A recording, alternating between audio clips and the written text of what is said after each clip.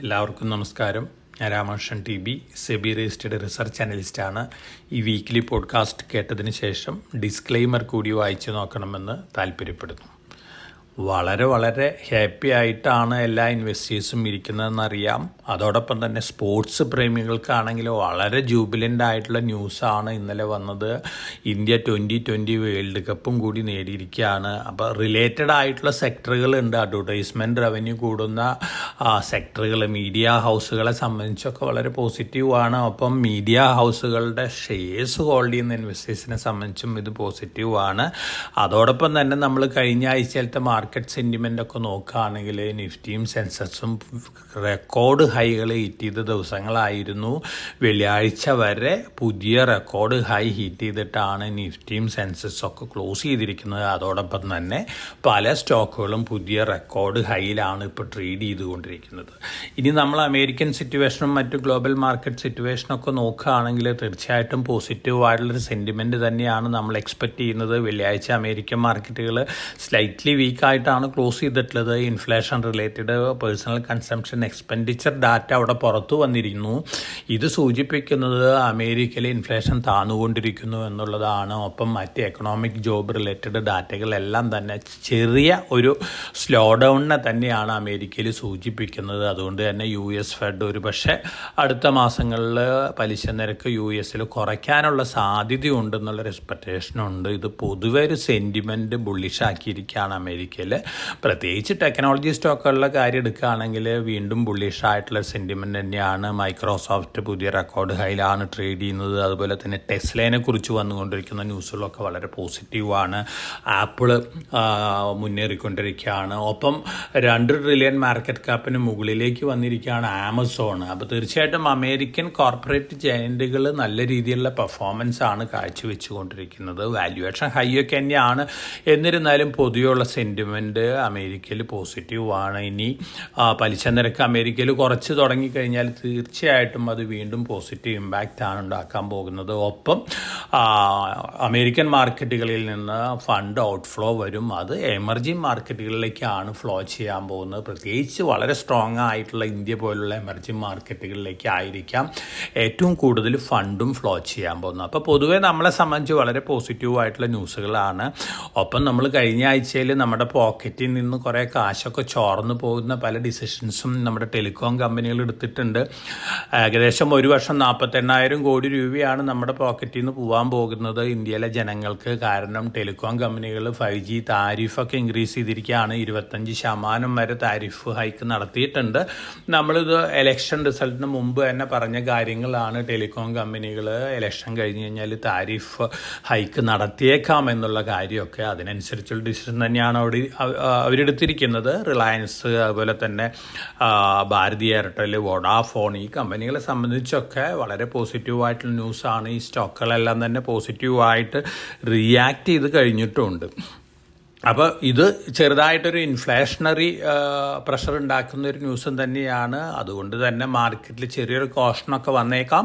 കാരണം ഇൻഫ്ലേഷൻ കൂടാനുള്ള ചാൻസസ് ഒക്കെ ഉണ്ട് അടുത്ത മാസങ്ങളിൽ. അതോടൊപ്പം തന്നെ നമ്മൾ കോർ സെക്ടർ ഗ്രോത്ത് മെയിലത്തെ നോക്കുകയാണെങ്കിലും അതും ബെറ്റർ ഡാറ്റയാണ് വന്നിരിക്കുന്നത്. അതും വളരെ പോസിറ്റീവായിട്ടുള്ള ഇമ്പാക്റ്റാണ് നമുക്ക് നൽകാൻ പോകുന്നത്. ഒപ്പം മാർക്കറ്റിലെ ഫ്യൂച്ചേഴ്സ് ആൻഡ് ഓപ്ഷൻ സെഗ്മെൻറ്റിലെ നിഫ്റ്റി റോൾ ഓവർ നോക്കുകയാണെങ്കിൽ കഴിഞ്ഞ 3 മാസത്തെ, അതായത് ഇപ്പോൾ കഴിഞ്ഞ കോൺട്രാക്റ്റുകൾ അതിന് മുമ്പത്തെ 3 മാസത്തെ ആവറേജ് 69% ഈ കഴിഞ്ഞ കോൺട്രാക്റ്റിൽ റോൾ ഓവർ നിഫ്റ്റി ഫ്യൂച്ചേഴ്സ് വന്നിരിക്കുന്ന 76%. ബുള്ളിഷ് പൊസിഷനാണ് ജൂലൈ കോൺട്രാക്റ്റിലേക്ക് റോൾ ഓവർ ചെയ്തിട്ടുള്ളത്. ഇത് സൂചിപ്പിക്കുന്നത് ഫോറിൻ പോർട്ട്ഫോളിയോ ഇൻവെസ്റ്റേഴ്സ് വളരെ ബുള്ളിഷാണ് എന്നുള്ള കാര്യമാണ്.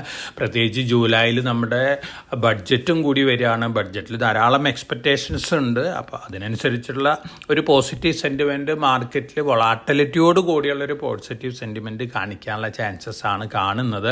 ഇപ്പോഴത്തെ കറൻറ്റ് സെൻറ്റിമെൻറ്റ് വെച്ച് നോക്കുകയാണെങ്കിൽ നിഫ്റ്റി ഒരു പക്ഷേ 24,500, 600 ലെവലിലേക്കും, അതുപോലെ തന്നെ സെൻസെക്സ് 80,500, 81,500 ലെവലിലേക്കൊക്കെ ഉയരാനുള്ള ചാൻസസ് ആണ് കാണുന്നത്. പക്ഷേ ഗ്ലോബലി ഉണ്ടാവാവുന്ന വലിയ വൊളാറ്റിലിറ്റിയിൽ നെഗറ്റീവ് റിയാക്ഷനൊക്കെ വരികയാണെങ്കിൽ അതിൻ്റെ ചെറിയ ഇമ്പാക്റ്റൊക്കെ ഉണ്ടാവാം. പക്ഷേ നമ്മളെ സംബന്ധിച്ച് നോക്കുകയാണെങ്കിൽ സ്ട്രോങ് അർബൻ ഡിമാൻഡാണ്, അതുപോലെ തന്നെ അർബൻ ഗ്രോത്തും സ്ട്രോങ് ആണ്, റൂറൽ ഗ്രോത്തും ഗ്രോ ചെയ്യുന്നുള്ള ഒരു എക്സ്പെക്റ്റേഷനാണ്. ബെറ്റർ മൺസൂൺ കിട്ടുകയാണെങ്കിൽ തീർച്ചയായിട്ടും റൂറൽ ഡിമാൻഡും കൂടാൻ പോവുകയാണ്. ഒപ്പം ഗവൺമെൻറ് ബഡ്ജറ്റിൽ അവതരിപ്പിക്കാൻ പോകുന്ന പല പ്ലാനുകളും, പ്രത്യേകിച്ച് ക്യാപിറ്റൽ എക്സ്പെൻഡിച്ചർ പ്ലാനുകൾ, railway, renewable energy, infrastructure related സെക്ടറിൽ ഉണ്ടാവാവുന്ന റിഫോം മെഷേഴ്സ്, ഇതൊക്കെ പൊതുവെ മാർക്കറ്റിനെ ഒരു പോസിറ്റീവ് ടെറിട്ടറിയിലേക്ക് തള്ളിവിട്ടിരിക്കുകയാണ്. തീർച്ചയായിട്ടും ഈ സെക്ടറിൽ നിന്നുള്ള സ്റ്റോക്കുകളൊക്കെ വലിയ രീതിയിലൊക്കെ മുന്നേറിയിട്ടുണ്ട്. അതുകൊണ്ട് തന്നെ എത്രത്തോളം അപ്രീസിയേഷൻ ഫർദർ നമുക്ക് ഇമ്മീഡിയറ്റ് ആയിട്ട് കിട്ടും എന്നുള്ള കാര്യത്തിൽ ഉറപ്പ് പറയാൻ സാധിക്കില്ല. എന്നിരുന്നാലും വന്നുകൊണ്ടിരിക്കുന്ന ന്യൂസ് റോസ് പോസിറ്റീവ് ആണ്. ഒപ്പം securities exchange board of India സെബിയുടെ ഡിസിഷൻസ്, BSDA അക്കൗണ്ട് എന്ന് പറയുന്ന സ്മോൾ ഇൻവെസ്റ്റേഴ്സ് കീപ്പ് ചെയ്യുന്ന DP അക്കൗണ്ടാണ്. ബേസിക് സർവീസസ് ഡിമാറ്റ് അക്കൗണ്ട് 2 ലക്ഷം രൂപ വരെ കീപ്പ് ചെയ്യുകയാണെങ്കിൽ ഇതുവരെ AMC ഒന്നും ഉണ്ടായിരുന്നില്ല. ഇതിൻ്റെ ലിമിറ്റ് 2 നിന്ന് 10 ലക്ഷമാക്കി ഉയർത്തിയിരിക്കുകയാണ്. അതായത് 10 ലക്ഷം വരെ BSDA അക്കൗണ്ട് ഹോൾഡ് ചെയ്യാം, ലോവർ ചാർജസ് അതിന് വരാൻ പോകുന്നുള്ളൂ. 4 ലക്ഷം വരെ ഫ്രീയും 4 ലക്ഷത്തിനും 10 ലക്ഷത്തിനും ഉള്ളിൽ കീപ്പ് ചെയ്യുകയാണെങ്കിൽ 100 രൂപ AMC ആണ്. അതുപോലെ തന്നെ ഫിസിക്കൽ സ്റ്റേറ്റ്മെൻറ്റുകൾക്ക് 25 രൂപ പെർ സ്റ്റേറ്റ്മെൻറ്റും കൊടുക്കണം. ഇതാണ് പുതിയ റൂളിംഗ് വന്നിട്ടുള്ളത് സെബിയുടെ ഭാഗത്തു നിന്ന്. തീർച്ചയായിട്ടും ഇത് പോസിറ്റീവാണ്. പക്ഷേ ഇതൊക്കെ ഒരു ഇൻവെസ്റ്റർക്ക് ഒരു BSD അക്കൗണ്ടേ ഹോൾഡ് ചെയ്യാൻ പാടുള്ളൂ. അതുപോലെ തന്നെ മൾട്ടിപ്പിൾ DP അക്കൗണ്ടൊന്നും ഉണ്ടാവാൻ പാടില്ല. അതുകൊണ്ട് തന്നെ എത്രത്തോളം ജനങ്ങൾക്ക് ഇത് അപ്ലിക്കബിൾ ആവുന്നുള്ള കാര്യത്തിൽ നമുക്ക് ഉറപ്പ് പറയാൻ സാധിക്കില്ല. എന്നിരുന്നാലും ഇത് സ്മോൾ ഇൻവെസ്റ്റേഴ്സിനെ സംബന്ധിച്ച് പോസിറ്റീവായിട്ടുള്ള ഒരു ന്യൂസ് തന്നെയാണ്. സെബിയുടെ പുതിയ റെഗുലേഷൻസ് കാണിക്കുന്നത് പല സ്റ്റോക്കുകളും F&O സെഗ്മെൻറ്റിൽ നിന്ന് ഔട്ടായേക്കാം. അതുപോലെ തന്നെ ധാരാളം പുതിയ സ്റ്റോക്കുകൾ ഇൻക്ലൂഡ് ചെയ്യപ്പെട്ടേക്കാം.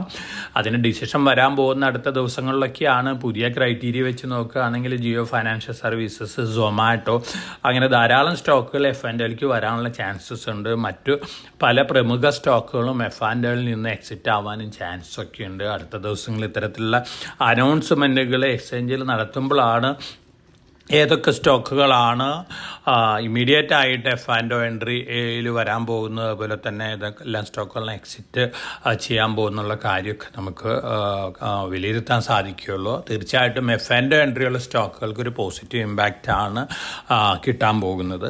ഒപ്പം ബഡ്ജറ്റിൽ ഒരു പക്ഷേ ഫ്രാക്ഷണൽ ഷെയർസ് ഹോൾഡ് ചെയ്യാനുള്ള ഡിസിഷൻ ഉണ്ടാവാമെന്നാണ് പറയുന്നത്. അതായത് ഹൈ വാല്യൂ ഉള്ള സ്റ്റോക്കുകൾക്ക് സ്റ്റോക്കുകളിൽ ഇപ്പോൾ ഇൻവെസ്റ്റേഴ്സിന് വാങ്ങാൻ വളരെ ബുദ്ധിമുട്ടാണ്. അപ്പോൾ മറ്റു രാജ്യങ്ങളിലുള്ള പോലെ ഫ്രാക്ഷണൽ ഷെയർസും കൂടി ഇംപ്ലിമെൻറ്റ് ചെയ്യാനുള്ള ചാൻസസ് ഉണ്ട്.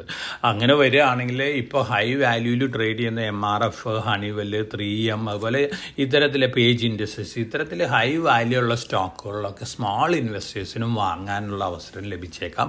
ഇത് ഇത്തരത്തിലുള്ള സ്റ്റോക്കുകളുടെ പ്രൈസിൽ വലിയ രീതിയിലൊരു പോസിറ്റീവ് ഇമ്പാക്റ്റ് ഉണ്ടാക്കാനുള്ള ചാൻസസ് ഒക്കെ വളരെ വളരെ കൂടുതലാണ്.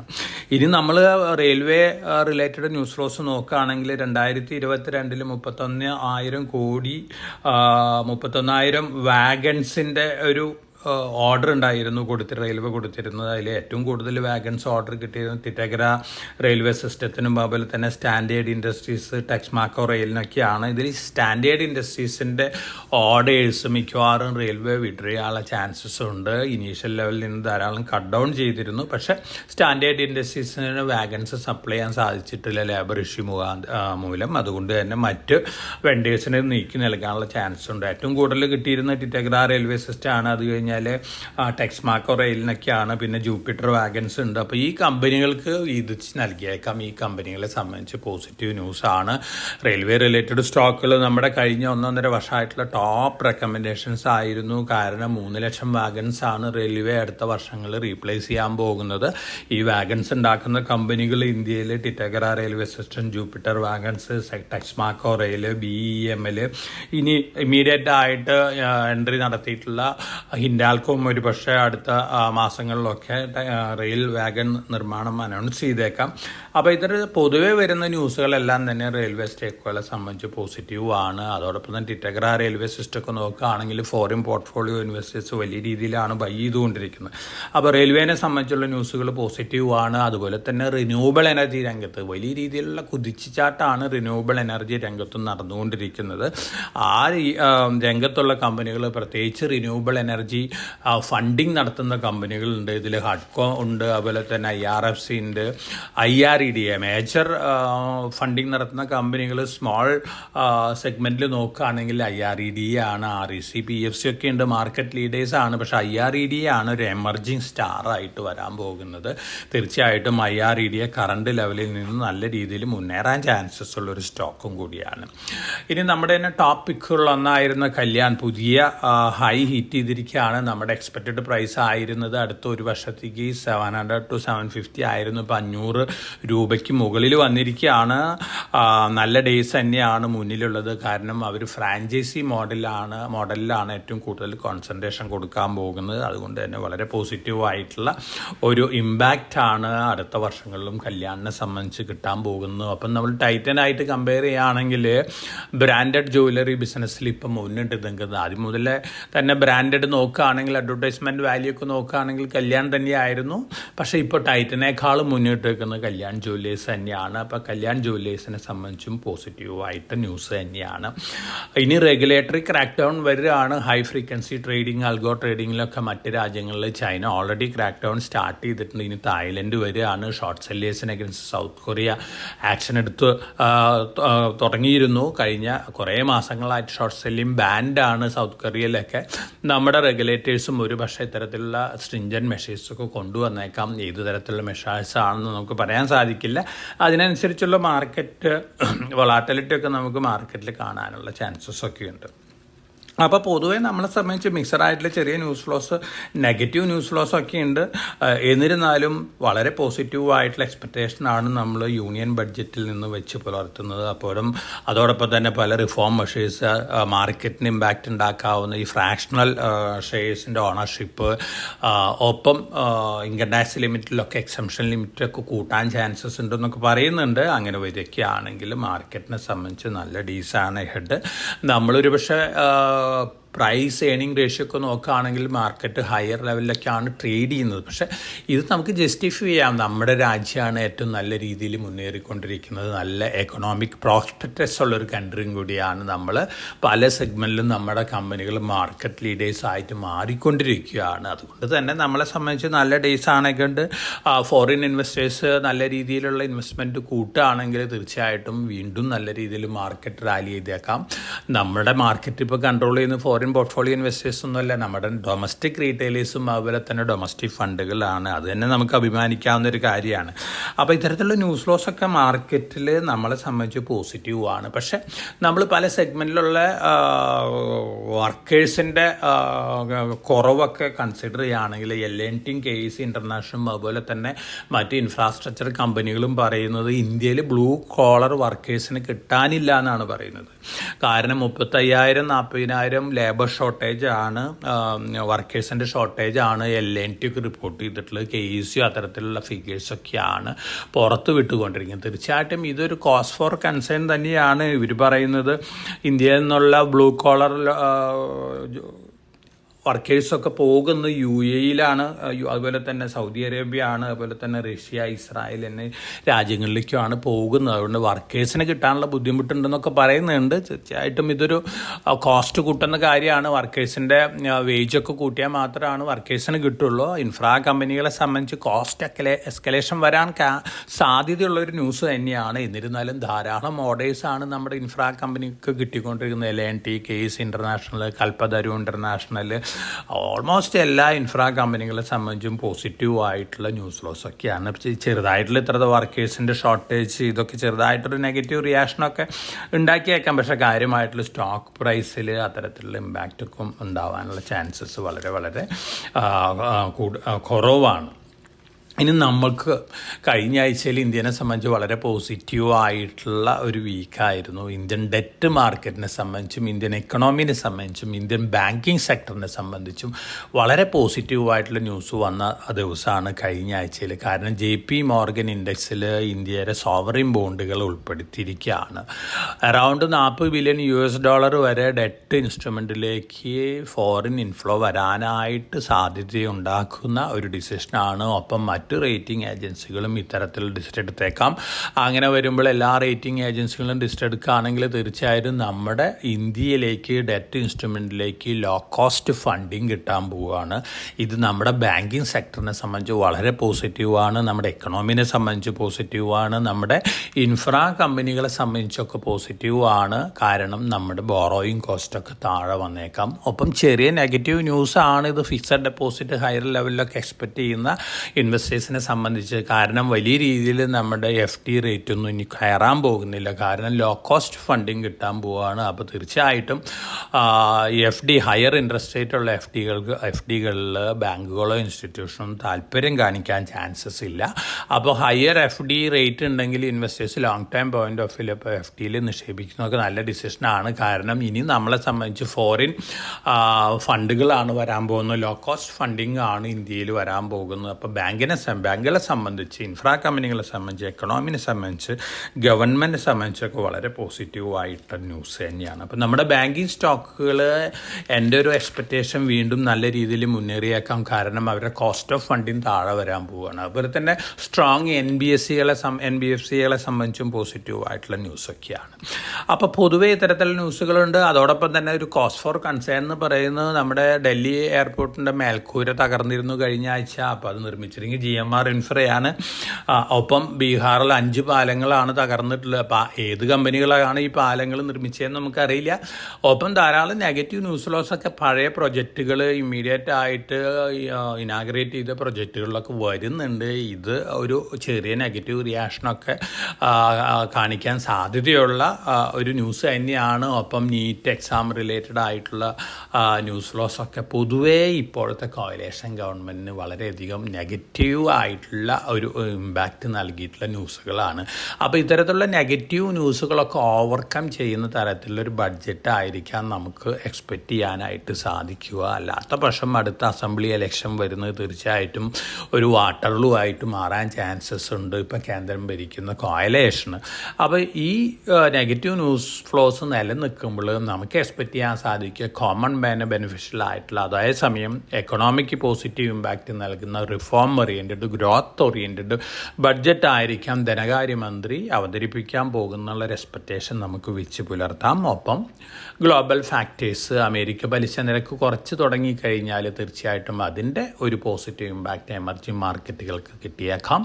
അതിനനുസരിച്ചുള്ള മൂവ്മെൻറ്റ് നമുക്ക് മാർക്കറ്റിൽ എക്സ്പെക്റ്റ് ചെയ്യാം. ഓഫ് കോഴ്സ് ജിയോ പൊളിറ്റിക്കൽ ഇഷ്യൂസൊക്കെ ഉണ്ട്, വലിയ രീതിയിൽ ഫ്ലെയറപ്പ് ചെയ്യാൻ അതിൻ്റേതായ നെഗറ്റീവ് ഇമ്പാക്റ്റ് ഒക്കെ ഉണ്ടായേക്കാം. പക്ഷേ ഇപ്പോഴത്തെ അവസ്ഥയിൽ ഇമീഡിയറ്റ് ആയിട്ട് നമ്മൾ അത്തരത്തിലുള്ള അത്തരത്തിലുള്ള കാര്യങ്ങളൊന്നും എക്സ്പെക്റ്റ് ചെയ്യുന്നില്ല. അപ്പോൾ വളരെ പോസിറ്റീവായിട്ട് നമുക്ക് ഇരിക്കാം. അടുത്ത ദിവസങ്ങളിലും നല്ല രീതിയിൽ നല്ല സ്റ്റോക്കുകൾ മുന്നേറുന്നുള്ള എക്സ്പെക്റ്റേഷനാണ്. ഞാൻ നേരത്തെ സൂചിപ്പിച്ച പോലെ നിഫ്റ്റിയും സെൻസസൊക്കെ ഫർദർ മുന്നേറാം. അതേസമയം ഹയർ ലെവലിൽ ഒരു പ്രോഫിറ്റ് ബുക്കിംഗ് ഒക്കെ പല സ്റ്റോക്കുകളും വരാനായിട്ടുള്ള ചാൻസസ് ഉണ്ട്. നമ്മൾ ഈ ആഴ്ച നമ്മുടെ ഇൻവെസ്റ്റേഴ്സിന്, ഈ പോഡ്കാസ്റ്റ് കേൾക്കുന്ന ഇൻവെസ്റ്റേഴ്സിന് 2 സ്റ്റോക്കുകൾ റെക്കമെൻഡ് ചെയ്തിട്ടുണ്ട്, സജസ്റ്റ് ചെയ്യുന്നുണ്ട്. ലോങ് ടൈം പോയിന്റ് ഓഫ് വ്യൂവിൽ ഒരു 1 to 3 year വ്യൂവിലൊക്കെ വാങ്ങി വയ്ക്കാവുന്ന സ്റ്റോക്കുകളാണ്. ഒന്ന് associate alcohol and breweries limited ആണ്. ഇത് ആൽക്കഹോളിക് ബിവറേജസ് ഉണ്ടാക്കുന്ന കമ്പനിയാണ്. മേജറായിട്ട് കോൺട്രാക്ട് മാനുഫാക്ചറിങ് ആണ്. യുണൈറ്റഡ് സ്പിരിറ്റ്സിൻ്റെ ഡിയാജിയോൻ്റെ കോൺട്രാക്ട് മാനുഫാക്ചറിങ് ആണ്. സ്മിർനോഫ് പോലുള്ള കീ ഡിയാജിയോ ബ്രാൻഡുകളൊക്കെ മാനുഫാക്ചർ ചെയ്യുന്ന ഈ കമ്പനിയാണ്. ഇപ്പോൾ അവരുടെ കോൺട്രാക്ട് മാനുഫാക്ചറിങ് എന്ന് പറയുന്നത് ടോട്ടൽ റവന്യൂവിൻ്റെ 85% അവർ സ്വന്തമായിട്ട് ബ്രാൻഡുകൾ ലോഞ്ച് ചെയ്യുകയാണ്. 15% ഇപ്പോൾ ഓൺ ബ്രാഞ്ചുകളിൽ നിന്ന് ബിസിനസ്സൊക്കെ ഉണ്ട്. അതോടൊപ്പം തന്നെ 5 സ്റ്റേറ്റിലാണ് ഇപ്പോൾ അവർ ഓപ്പറേഷൻസ് ഉള്ളത്. അത് 20 സ്റ്റേറ്റുകളിലേക്ക് മാറ്റാനും പോവുകയാണ്. മഹാരാഷ്ട്ര തുടങ്ങിയിട്ടുള്ള സ്റ്റേറ്റുകൾക്ക് എൻ്റർ ചെയ്യാൻ പോവുകയാണ്. നല്ലൊരു സ്റ്റോക്കാണ്. 10 രൂപയാണ് ഫേസ് വാല്യൂ, 665 രൂപയാണ് ഇപ്പോൾ ട്രേഡിംഗ് നടക്കുന്ന rate. Price to book value നോക്കുകയാണെങ്കിൽ 2.84 ഉള്ളൂ. അതുപോലെ തന്നെ പി റേഷ്യോ നോക്കുകയാണെങ്കിൽ അഫോർഡബിൾ പി തന്നെയാണ്. ഇക്വിറ്റി ക്യാപിറ്റൽ 18.08 ക്രോറാണ്. പ്രൊമോട്ടർ ഹോൾഡ് ചെയ്യുന്ന 59.29% അപ്പോൾ associate alcohol and breweries limited 1 to 3 year time ഫ്രെയിമിലേക്ക് ഇൻവെസ്റ്റേഴ്സിന് ഡെലിവറി ബേസിൽ വാങ്ങി വയ്ക്കാവുന്ന സ്റ്റോക്കാണ്. നിങ്ങളുടെ റിസ്ക് ടേക്കിംഗ് കപ്പാസിറ്റിക്ക് അനുസരിച്ച് ഈ സ്റ്റോക്കിനെ കുറിച്ച് പഠിച്ച് നല്ലൊരു ഡിസിഷൻ എടുത്ത് ഇൻവെസ്റ്റ് ചെയ്യുകയാണെങ്കിൽ നല്ല റിട്ടേൺ കിട്ടാൻ സാധ്യതയുണ്ടെന്നാണ് എൻ്റെ ഒരു എക്സ്പെക്റ്റേഷൻ. അതോടൊപ്പം തന്നെ JK ടയർ ഉണ്ട്. ടയർ റിലേറ്റഡ് സ്റ്റോക്കുകൾ നോക്കാൻ ഞാൻ നേരത്തെ സൂചിപ്പിച്ചു. ഫ്രാക്ഷണൽ ഓണർഷിപ്പ് വരാണെങ്കിൽ MRFന് നല്ല പോസിറ്റീവ് ഇമ്പാക്റ്റ് ഉണ്ടായേക്കാം. അതോടൊപ്പം തന്നെ ഇപ്പം നമ്മൾ കമ്പാരബിൾ PE ഒക്കെ വെച്ച് നോക്കുകയാണെങ്കിൽ 100% ആയിട്ടുള്ള സ്റ്റോക്കാണ് JK ടയർ. 430 രൂപ റേഞ്ചിലൊക്കെയാണ് ട്രേഡ് ചെയ്യുന്നത്. 2 രൂപയാണ് ഫേസ് വാല്യൂ. PE റേഷ്യോ 18 ഉള്ളൂ.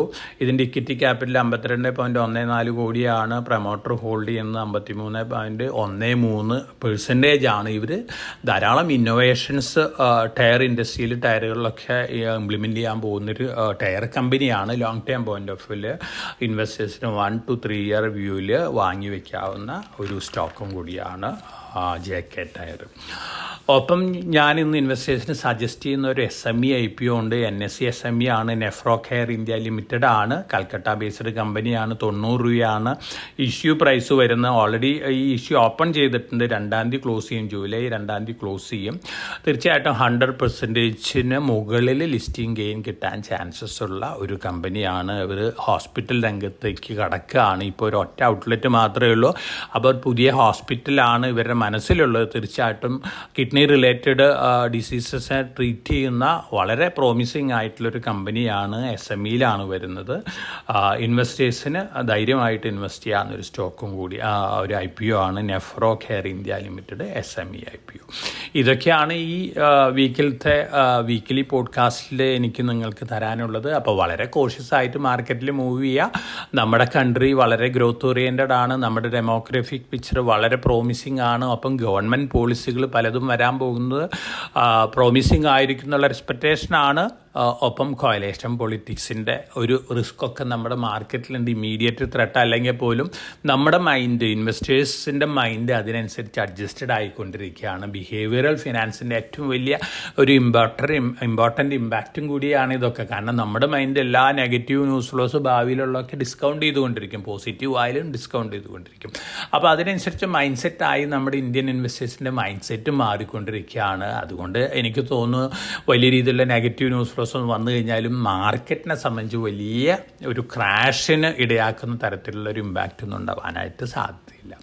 അപ്പോൾ എല്ലാവരും വളരെ കോഷ്യസ് ആയിട്ട് ഒപ്റ്റിമിസ്റ്റിക് ആയിട്ടിരിക്കുക. നമ്മുടെ മാർക്കറ്റ് പുതിയ ഉയരങ്ങൾ അടുത്ത ദിവസങ്ങളിൽ ഹിറ്റ് ചെയ്യുന്നുള്ള എക്സ്പെക്റ്റേഷൻ തന്നെയാണ്. ഒപ്പം നല്ല പ്രോഫിറ്റബിലിറ്റിയുള്ള സ്റ്റോക്കുകളിൽ കുറേയൊക്കെ പ്രോഫിറ്റ് ബുക്ക് ചെയ്യാനുള്ള ഡിസിഷൻ എടുക്കുന്നത് നിങ്ങൾക്ക് എല്ലാവർക്കും നന്നായിരിക്കും. എല്ലാവർക്കും നല്ലൊരു ട്രേഡിംഗ് വീക്ക് ആശംസിച്ചുകൊണ്ട് ഞാൻ ഇന്നത്തെ പോഡ്കാസ്റ്റ് ഇവിടെ അവസാനിപ്പിക്കുകയാണ്. Thank you.